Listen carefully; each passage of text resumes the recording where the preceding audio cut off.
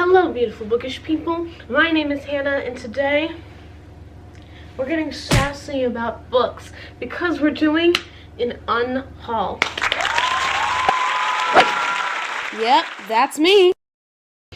This is my first unhaul. I don't even think I've done a haul ever, but I just want to get rid of some books. I want to clear up some shelf space. And why do I keep books if I'm never going to reread them? That is the question. So we're just gonna give you quick reasons and not a whole lot else. So I don't know, let's just get into it, right? So first things first, The Time Traveler's Wife.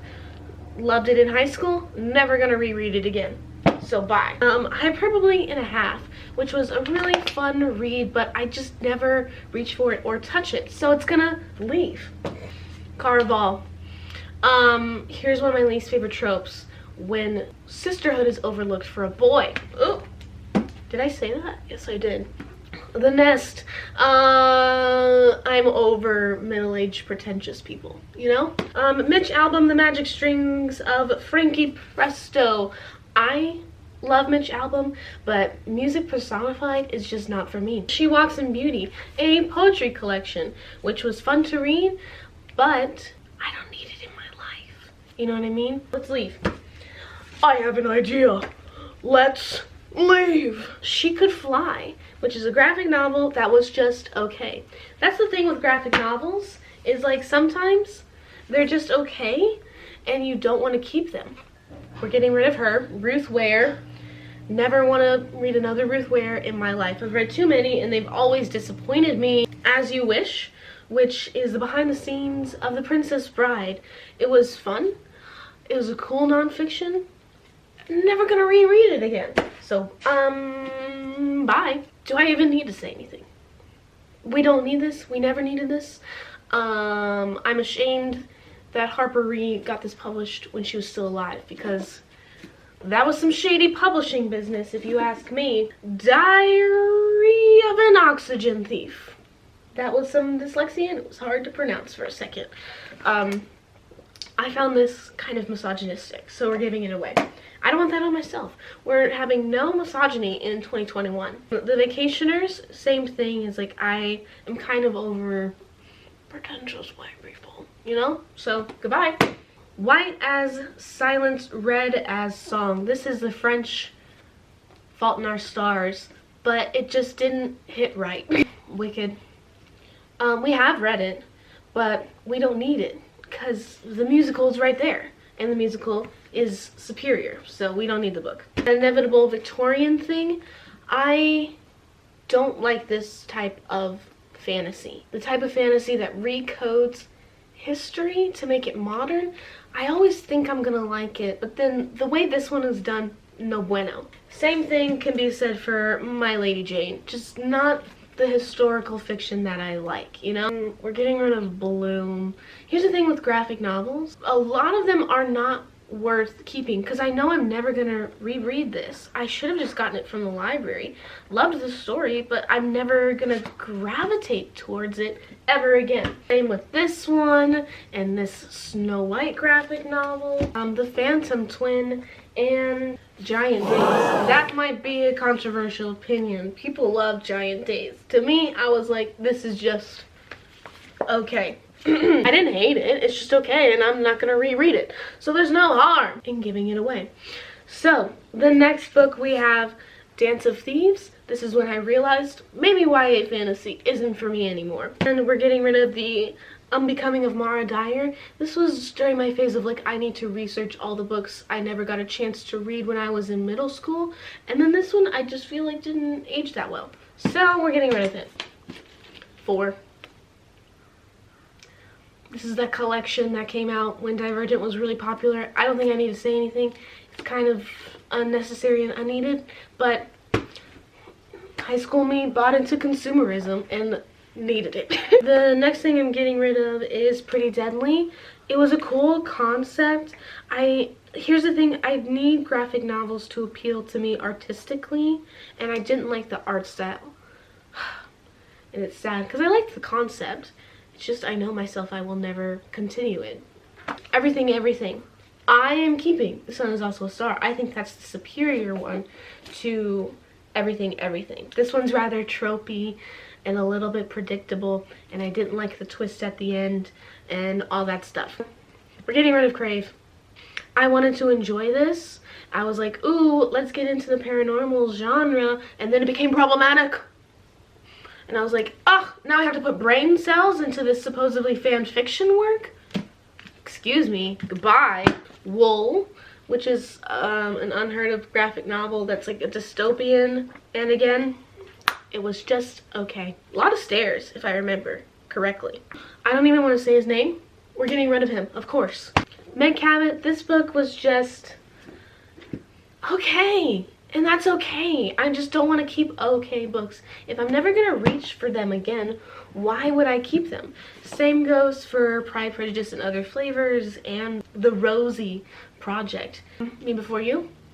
I don't think I have to say anything, but I don't need it anymore. Next, we're getting rid of Dark Matter. This was with super bland characters and like science fiction we've seen before. Like, what happens when you change decisions when you're younger? And it's like, your life changes. Gasp.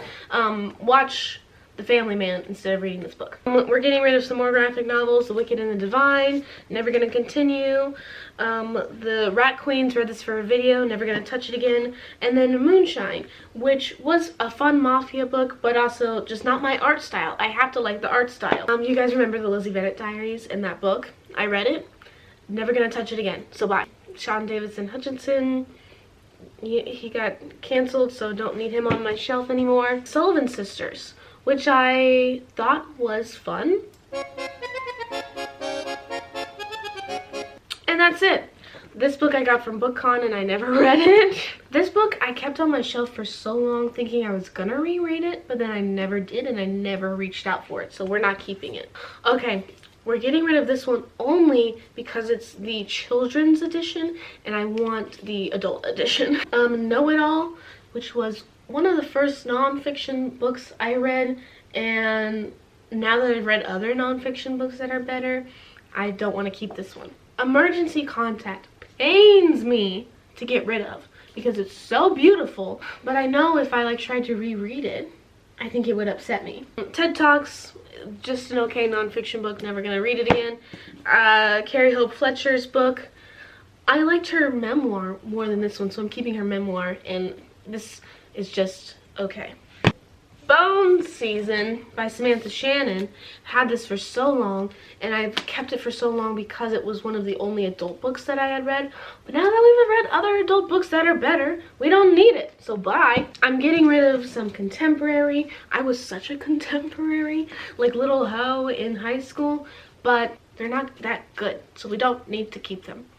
I am getting rid of Defy Me and Restore Me because I don't think this series needed to continue, and I took my stance on that after I finished this book because it was bad. Then we have Laura Dean Keeps Breaking Up With Me. This is an arc, which means it's all black and white. I'm like, if I want to keep this book, I want the pretty pictures. Next, we're getting rid of A Silent Voice.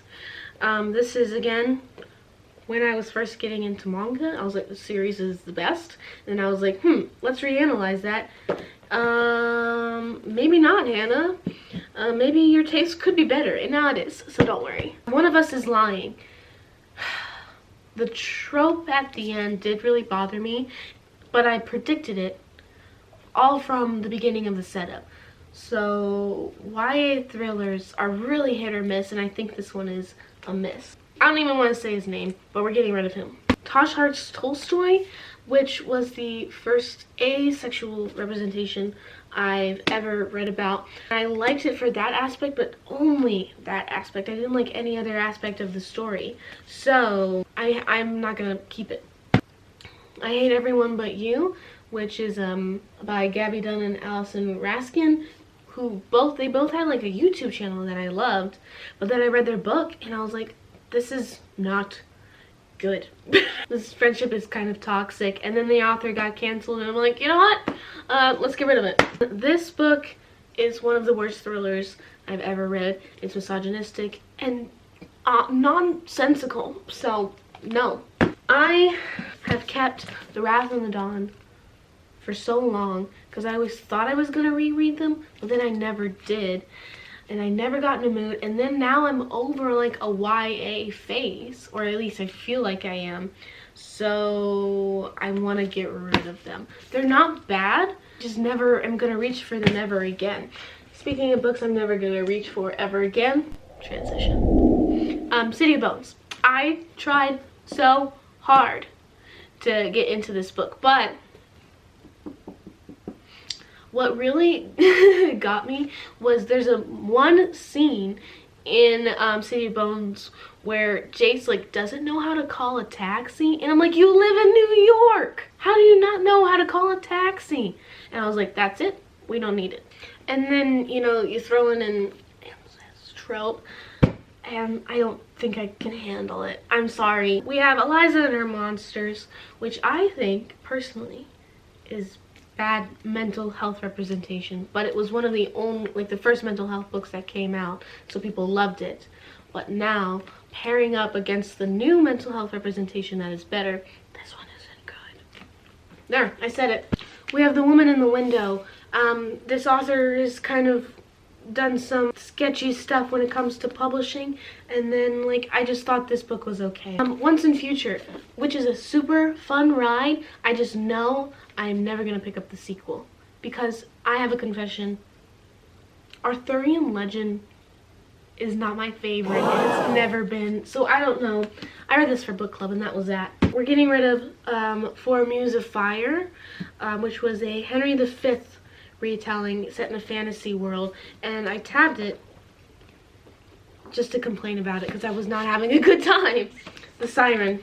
This was my only rant review that I've ever done on this channel, and I don't like the ocean being personified, and it's bad and it's dumb and it's stupid, so we don't need it in our life. I'm getting rid of Common Sense. I did only buy this because of Hamilton, but then I did read it, so I think I should get some sort of brownie points, but I don't need it.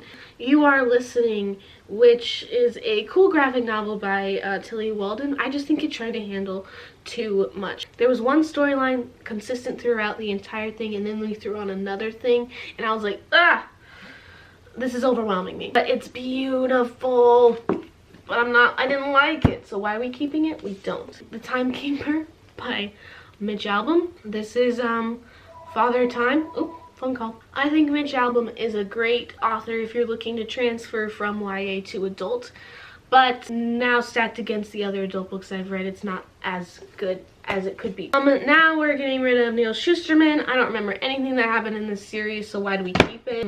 Another Tilly Walden, don't need to keep it. This is another arc I got from BookCon. Tried to read it, it was bad. Speaking of books that were bad, Midsummer Night's Scream. Not fun. I don't even think I need to say anything about this, but we're getting rid of it. Next, we're getting rid of All the Bright Places. And I think I read this book at the wrong time because I think now I could appreciate angsty teens better now that I'm in my 20s for whatever reason. I think that there are other books I would rather dedicate my time to, so we're getting rid of it. Finding Aubrey. Again, there's nothing wrong with this book. But it was one of the only books that had like anxiety representation, but now we have better books that talk about this topic, but just there are other things that are better, and that's okay. Windfall, which is a contemporary book about someone winning the lottery, and I know I'm never gonna touch them ever again, so why keep it? The Essex Serpent. This was just an okay historical fiction in my opinion. Kind of a waste of time, but that's okay. So we're getting rid of it. Let's move on to some more books. Again, we're getting rid of Better Off Friends, more contemporary books that I know I'm never going to read, with the Loose Ends list. Never going to reread this book. This book is so bad, I can't believe I let it sit on my shelf.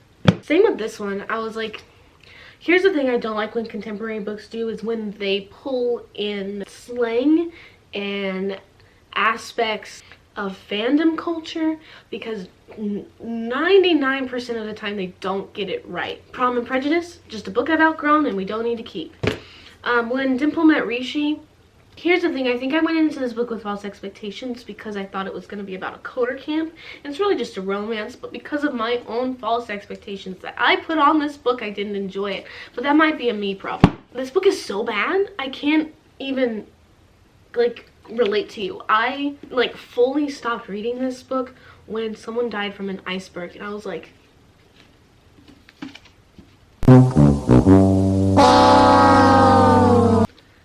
I can't express to you how flabbergasted I was. That's so dumb. I'm so sorry. Moving on, we're getting rid of The Fever King. Here's the thing about me. Don't like sci-fi. Don't know why I thought I would like this. This is the self-published edition of that book by Kira Cass, The Siren.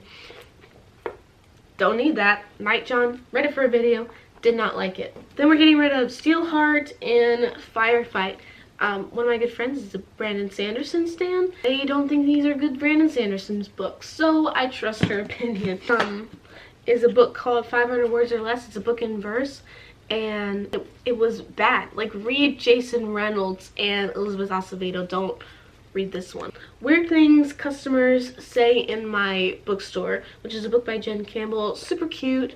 When it came out, it was super popular, but never gonna touch it again. I haven't picked it up in like 3 years, so why are we keeping it? Orange. This was an unnecessary addition to the manga Orange series, which is a great series. I just don't think you need to even touch this. Orange is so good. Read Orange, guys, but you don't need to read this. Next, we're getting rid of some Schusterman books. In high school, loved them, but you know what? My views have changed since high school, so I know I would not like them today. Crank. One of the worst books that I read last year. I can't believe Ellen Hopkins was popular at one time, because this book was so bad. I feel as if I could probably make a video about it, but I am not that mean, so I won't. Brooklyn. I will say it. The movie is better. You don't need to read this one. And to bring it all full circle to our contemporary YA days that we feel like we've outgrown, with our last book, If I Stay. If I Stay is just okay. If you didn't grow up with Gail Forman, you're not gonna like her.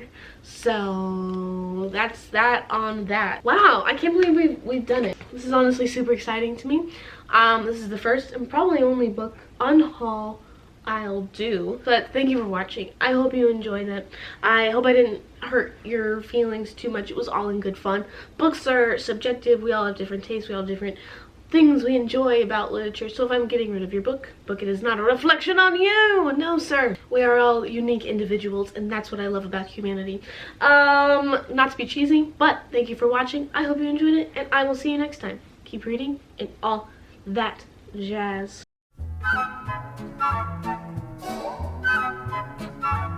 There you go. I blame the South for my slow brain. And you should too. Just kidding. My mom came in and then I stopped talking. Shh. Ah! Ah! Ah! Ow! Ow! I think I'm just weak. Gosh dang, ow!